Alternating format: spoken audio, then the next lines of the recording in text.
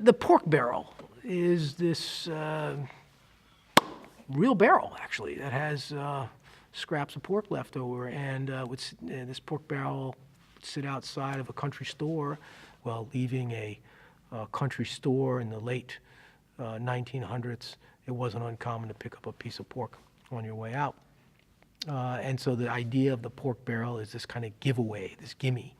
And pork barrel legislation is oftentimes giveaways. Members of Congress essentially carving out a specific exemption in a bill to allow for spending on projects in their district. Could be anything from a road to a bridge to a community center or what have you. And this is oftentimes referred to euphemistically as pork barrel projects, all right? A lot of times these pork barrel projects are passed through what are called earmarks, okay? These are specific pieces that are put into bills, and they're voted on, and they typically are part of a larger bill, mainly appropriations bills. And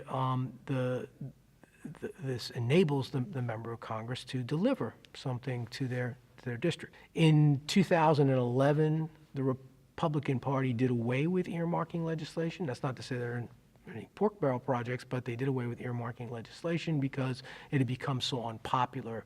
It had become essentially the butt of many jokes, and it also became symbolic of the kind of excess and trivialities that Congress went through in passing legislation. And so as a consequence, we don't have earmarks anymore, but we still have versions of pork barrel legislation.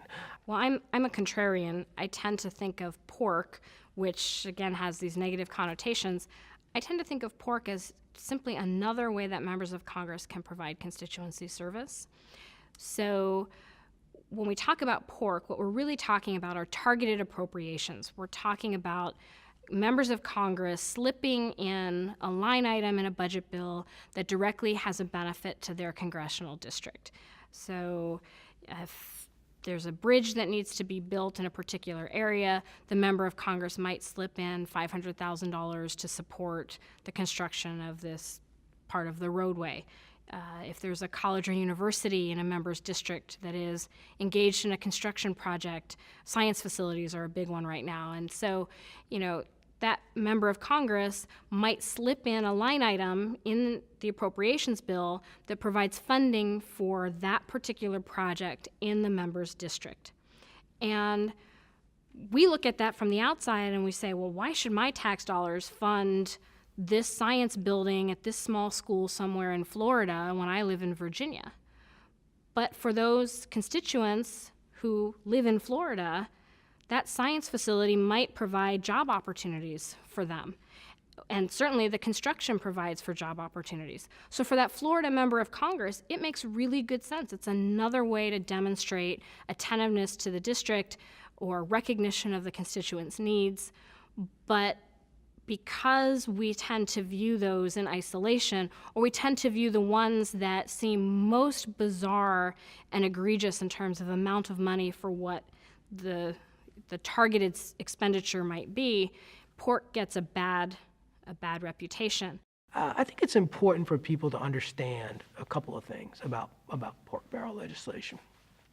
One is that the federal government is going to spend a certain amount of money on public projects. The question is, who gets to decide where that money is spent? Is it going to be members of Congress, or is it going to be executive agencies?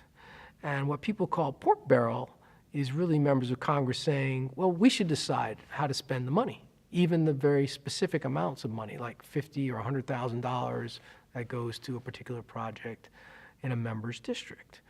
If they don't do it, then some executive agency will do it for them. The other thing that's been found by certain members by scholars is that sometimes pork barrel projects can be favors that leaders can give to members, and it can allow them essentially to do them a favor and ask them to vote for something that's more substantial. So imagine a major trade bill is going through Congress, and the leadership is trying to gather votes to support that bill.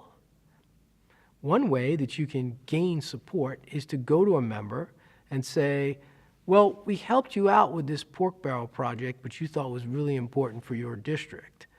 You don't seem to have a big stake in this trade bill, so we're asking you to vote for that bill. And ironically, through these small favors, which are done essentially for very trivial parochial purposes, leaders can build up essentially ways to gain support for something that's much bigger and is more in the national interest.